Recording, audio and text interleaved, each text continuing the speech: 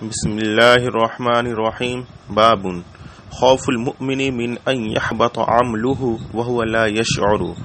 وقال إبراهيم التيمي: ما عرضت قولي على عملي إلا خشيت أن أكون مكذبا. وقال ابن أبي مليكة: أدركت 30 من أصحاب النبي صلى الله عليه وسلم كلهم يخاف النفاق على نفسه، ما منهم أحد يقول إنه على إيمان جبريل وميكائيل. ويذكر عن الحسن: ما خافه إلا مؤمن ولا أمنة إلا منافق. وما يحذر من الإصرار على النفاق والعصيان من غير توبة، لقول الله تعالى: ولم يصروا على ما فعلوا وهم يعلمون. حدثنا محمد بن عرعر قال حدثنا شعبة عن زبيد قال سألت أبا وائل عن المرجئة فقال: حدثني عبد الله أن النبي صلى الله عليه وسلم قال: سباب المسلم فسوق وقتاله كفر.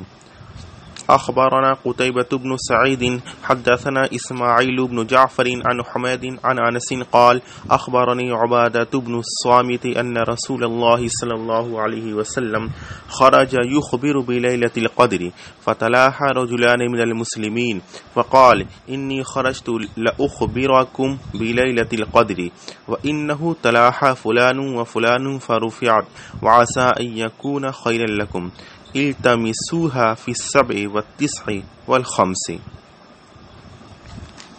بسم اللہ الرحمن الرحیم.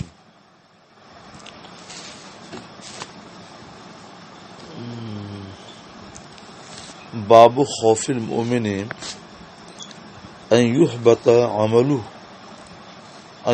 عمله وهو لا يشعر. مومن کا اللہ سے ڈرتے رہنا کہ کہیں اس کا عمل رائیگاں اور برباد نہ ہو جائے اور اسے اس کا شعور نہ ہو، یعنی کوئی ایسا کام نہ کر بیٹھے کہ لاشعوری میں اس کا عمل ہی ضائع و برباد ہو جائے اور یہ سمجھے کہ سب ٹھیک ٹھاک ہے. کبھی ایسا ہوتا ہے کہ کمپیوٹر پر بڑے بڑے مضامین کمپوز ہوتے ہیں اور کمپوزر کی ادنا سی غفلت سے کوئی بٹن دب جاتا ہے اور پورا مضمون ختم ہو جاتا ہے.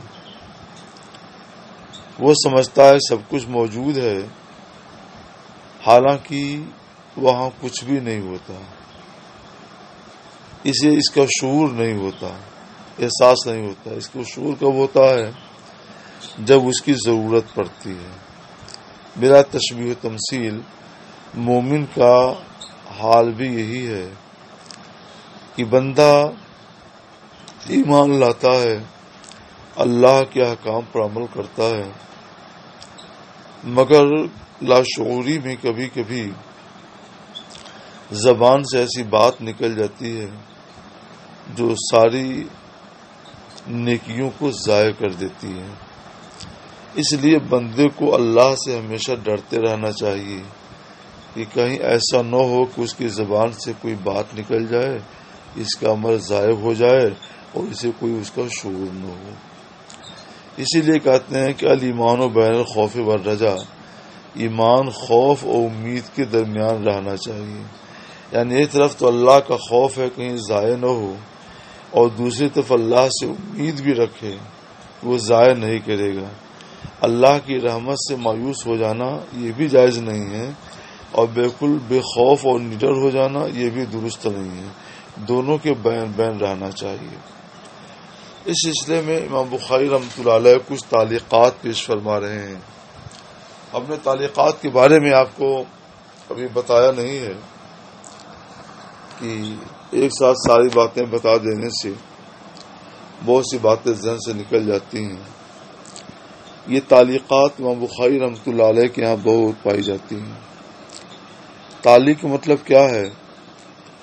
باب کے ترجمۃ الباب کے بعد، عنوان باب کے بعد امام بخاری رحمۃ اللہ تعالی علیہ کچھ حدیثیں اور کچھ آثار صحابہ و تابعین کے لاتے ہیں. اور جو باب سے مناسبت رکھتے ہیں، مگر ان کی سند نہیں ذکر کرتے۔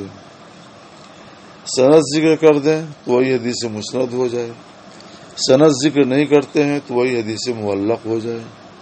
تو یہ تعلیقات ہیں اور حدیث معلق ہے۔ یہ حدیث عموماً صحیح ہوتی ہیں، مگر کبھی کبھی رویہ یا قیلہ کے لفظ سے بیان کرتے ہیں تو اس وقت احتمال ہوتا ہے کہ ہو سکتا ہے یہ روایت، یہ حدیث، یہ اثر ضعیف ہو۔ عموماً یہ تعلیقات صحیح ہوتی ہیں۔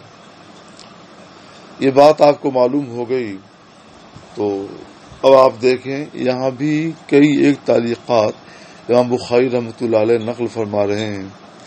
اس گفتگو کو ذہن میں رکھ کر سابقہ ابواب پر آپ ایک نظر ڈال لیجئے تو وہاں بھی بہت سے ابواب میں آپ کو ملے گا کہ ایک باب باندھتے ہیں اور اس کے بعد کئی ایک تعلیقات ذکر کر دیتے ہیں۔ اب تعلیقات کو دیکھیے۔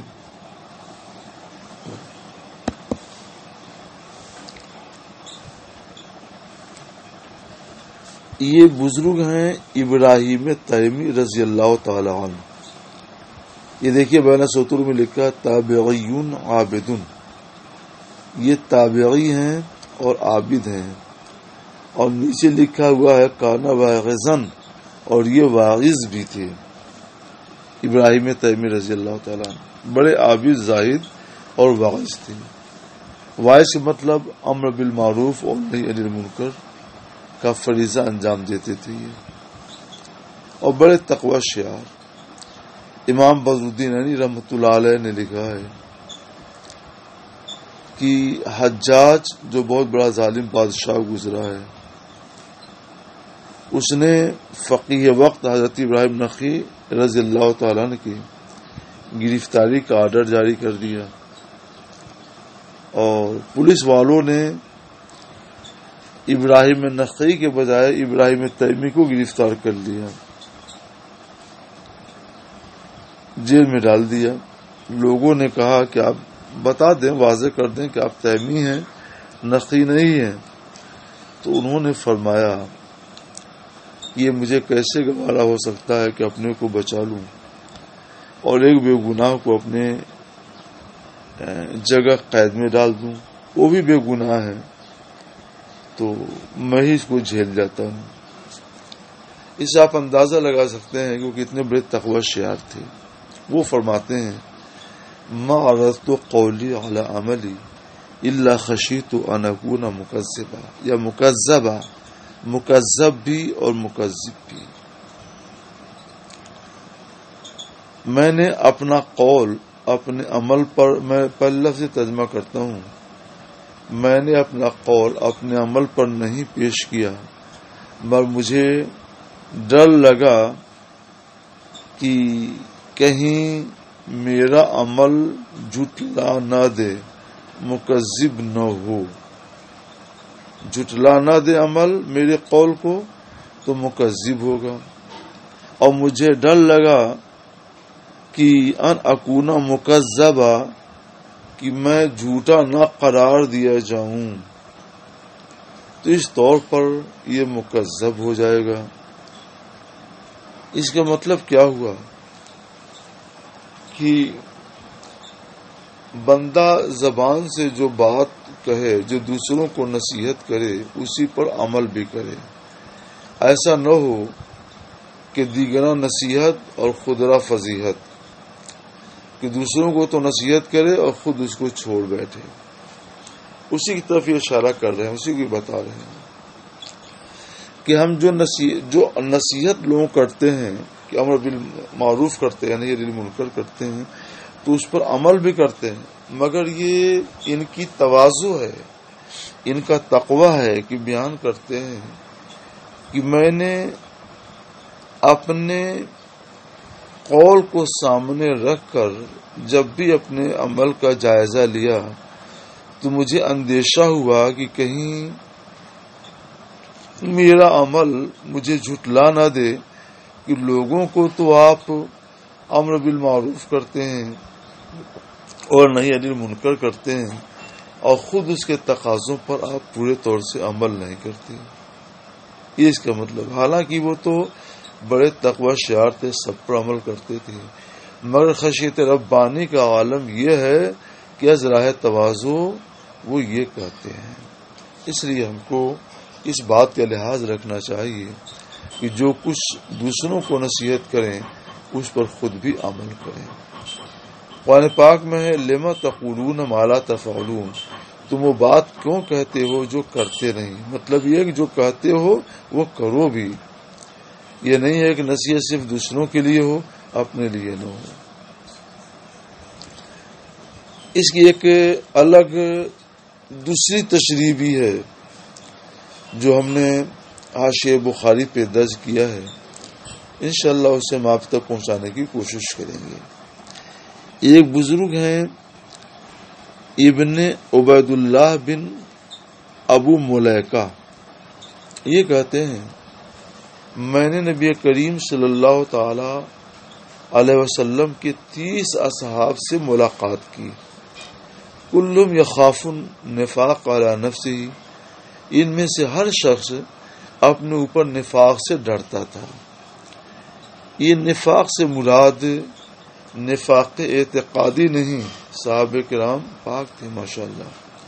نفاق سے مراد نفاق عملی سے ڈرتے تھے کہ کہیں ایسا نہ ہو کہ جو وہ عمل کر رہے ہیں اس عمل میں کہیں ریا وغیرہ کا شبہہ پا لیا جائے. وہ سب کہتے تھے اچھا ما منہم احد یقول، ان میں کوئی یہ نہیں کہتا تھا کہ انہو علی ایمان جبرائیل و میکائیل، وہ جبرائیل اور میکائیل علیہم السلام کے ایمان پر ہے. وہ یہ نہیں کہتا تھا. اس کی وجہ یہ ہے کہ بندہ اگرچہ ولی ہو، صحابی ہو، مگر اب انسان ہے اور اس سے سہو اور خطا ممکن ہے. تو ہو سکتا ہے کہ وہ کوئی بات کہہ دے سہو خطا کی جو ایمان کو داغدار کرے. اور جبرائیل اور میکائیل علیہم السلام تو فرشتے ہیں، اور فرشتوں سے کسی گناہ کا صدور محال ہے. اللہ نے انہیں گناہوں سے پاک رکھا ہے، ایمان کو داغدار کرنے سے پاک رکھا ہے. ان سے گناہ کا صدور ہو ہی نہیں سکتا، ناممکن ہے. تو جب ان سے گناہ کا صدور ناممکن ہے تو کیسے یہ کوئی کہے گا کہ وہ حضرت جبرائیل اور میکائیل کے ایمان پر ہے؟ یہ نہیں کہہ سکتا. امام اعظم ابو حنیفہ رحمۃ اللہ تعالی علیہ سے ایک بات روایت کی جاتی ہے کہ یہ کہنا صحیح ہے کہ اس کا بندے کا ایمان جبریل اور میکائیل علیہ السلام کے ایمان کی طرح ہے. مثل ایمان جبریل نہیں کہیں گے لیکن کا ایمان جبرائیل کہیں گے.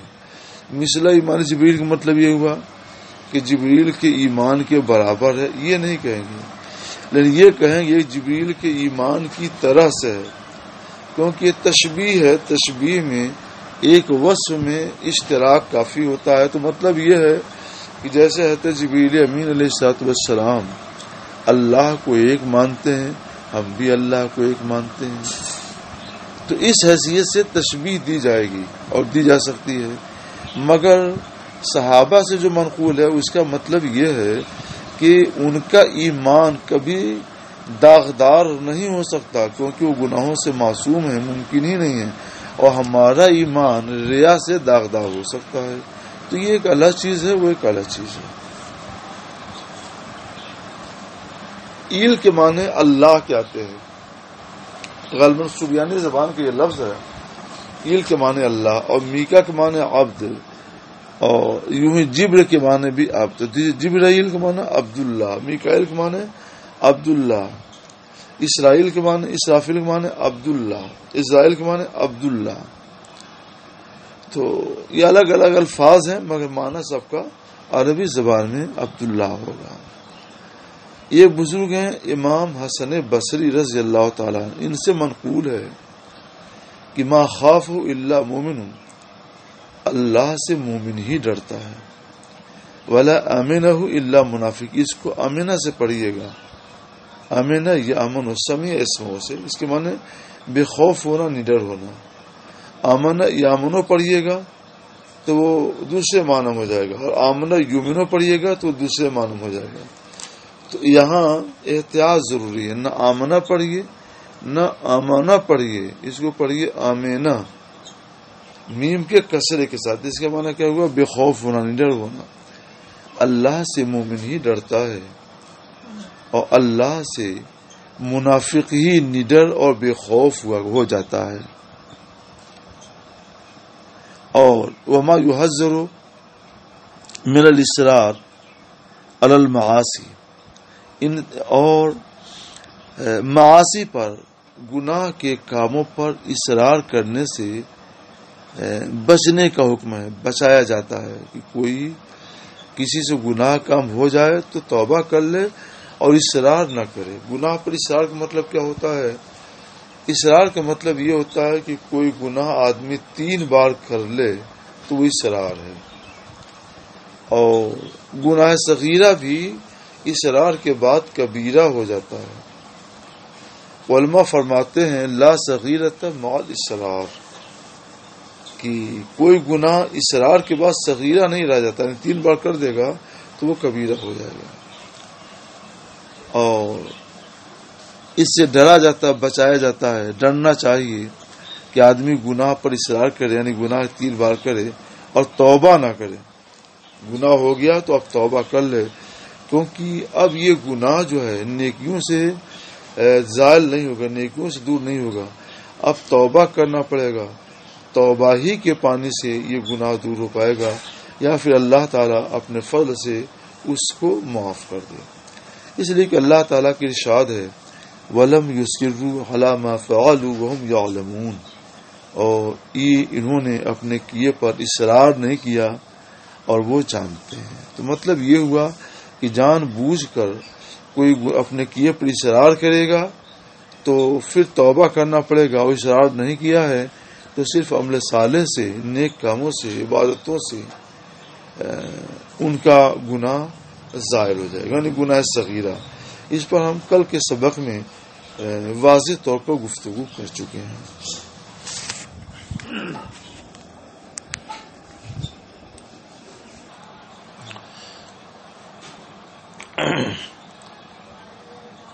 یہ ہیں حضرت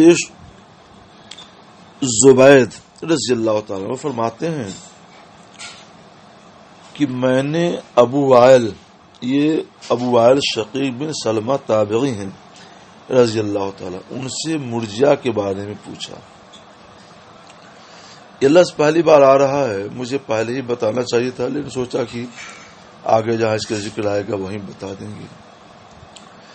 مرجیہ اسلام میں ایک گمراہ گر فرقہ گزرا ہے۔ اب اس فرقے کے لوگ غالباً نہیں پائے جاتے، یا ممکن ہے کہیں پڑے ہوئے ہوں۔ مرجیہ کا عقیدہ یہ ہے کہ جب کوئی بندہ صاحب ایمان ہو جائے پھر چھوٹا بڑا کیسا بھی گناہ کرے، اس گناہ سے اسے کوئی ضرر نہیں ہوگا، وہ جہنم میں نہیں جائے گا، اس کے لیے جنت ضروری ہو گئی۔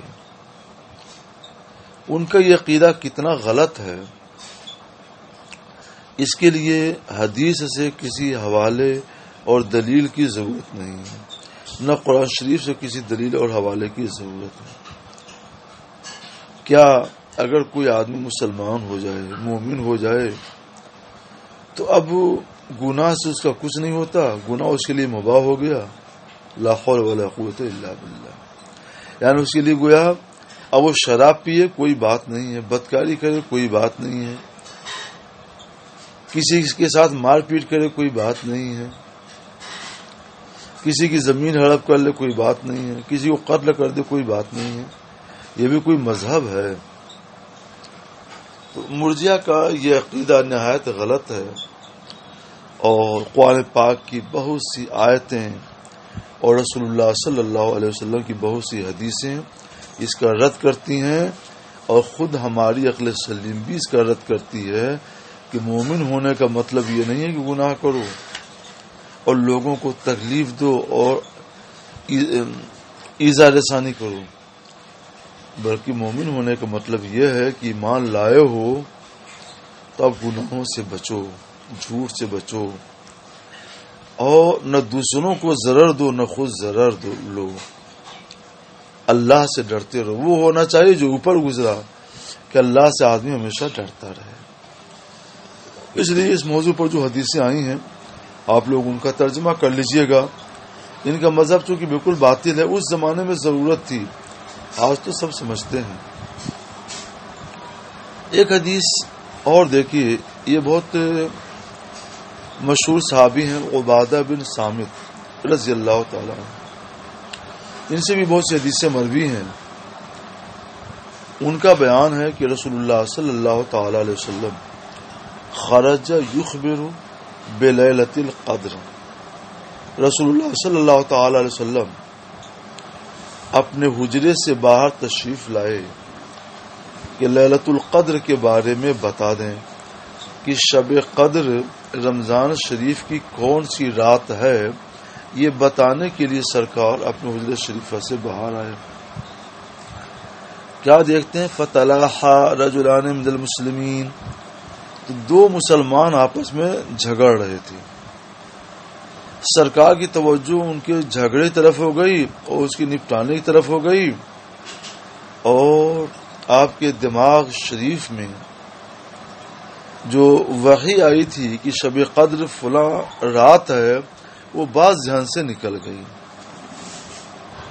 تو آپ نے فرمایا انی خرجت لاخبرکم بلیلۃ القدر، میں تو نکل کر آیا تھا تاکہ تمہیں شب قدر کے بارے میں بتا دوں۔ فلاں فلاں جھگڑ رہے تھے، فرفعت، تو شب قدر میرے ذہن سے اٹھا دی گئی۔ شب قدر ذہن سے اٹھا دی گئی کہ مطلب کیا، شب قدر ہی نہیں رہے گی؟ نہیں، شب قدر خاص کون سی رات ہے یہ ذہن سے میرے بھلا دیا گیا، اللہ تعالیٰ نے بھلا دیا۔ وَعَسَىٰ أَن يَكُونَ خَيْرٌ لَكُمْ، اور قریب ہے کہ یہ بھلایا جانا بھی تمہارے لیے بہتر ہو، کیونکہ میں بھولا نہیں ہوں، اللہ نے بھلوا دیا ہے، اور اللہ کا فعل حکمت سے خالی نہیں ہوتا، اس میں کوئی خیر ہے۔